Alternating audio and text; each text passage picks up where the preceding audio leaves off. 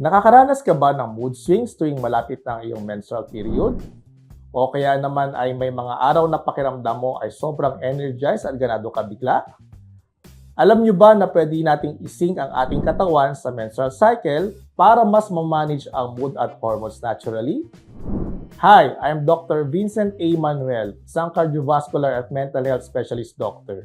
Sa video na ito, pag-uusapan natin ang mga natural at practical na paraan para mas mabalance at papangalagaan ang ating mood at hormones sa iba't ibang yugto ng menstrual cycle. Mahalaga ito dahil iba't iba ang pangangailangan ng katawan at utak sa bawat phase.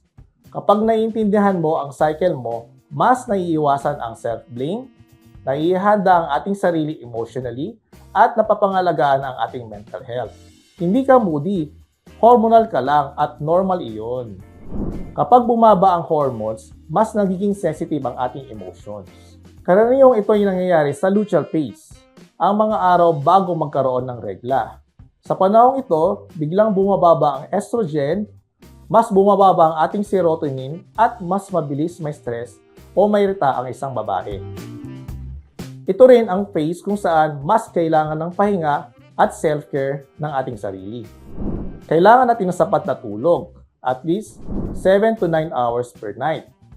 Regular light exercise, katulad ng walking, stretching at yoga. Stress management techniques tulad ng deep breathing exercise. Pagiging gentle sa sarili, hindi lahat ng araw ay high energy tayo. Minsan, pahinga ang pinaka-epektibong gamot. Kung tayo ay nasa follicular ovulation phase, mas okay ang social activities at workouts. Kung tayo naman ay sa luteal o menstrual phase, mas bagay ang journaling, light exercise, at me time alone.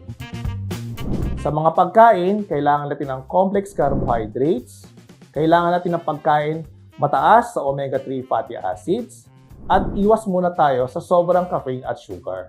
Kapag aware ka sa cycle mo, alam mo kung kailan mag-slow down. Naiintindihan mo ang pinaggagalingan ng iyong emotions, mas nagiging compassionate tayo sa sarili. Self-awareness turns confusion into clarity. Tandaan, self-care doesn't have to be expensive. Madalas, sapat na ang natural at practical na techniques para mapanatili ang ating mental well-being. Kung nakatulong ang video na ito, don't forget to share dahil sharing is caring.